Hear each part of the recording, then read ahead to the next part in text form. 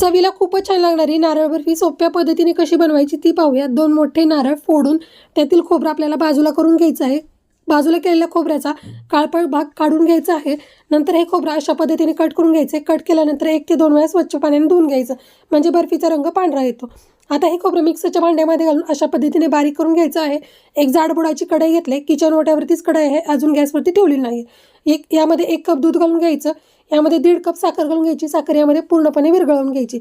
आता यामध्ये 1 cup milk powder घेतली, ती घालून घ्यायची। यातील संपूर्ण गुठळ्या मोडेपर्यंत हलवत राहायचं। आता गॅस चालू करायचा, गॅसवरती कढई ठेवायची, गॅस लहान करून या दुधाला दाटसरपणा येईपर्यंत हलवत राहायचं। दाटसरपणा यायला सुरुवात झाली की यामध्ये खवलेले नारळ घालून घ्यायचा, बदामाचे काप घालून घ्यायचे, एकसारखं मिक्स करायचं, थोडं तूप घालायचं, घट्टसर गोळा होईपर्यंत हलवत राहायचं।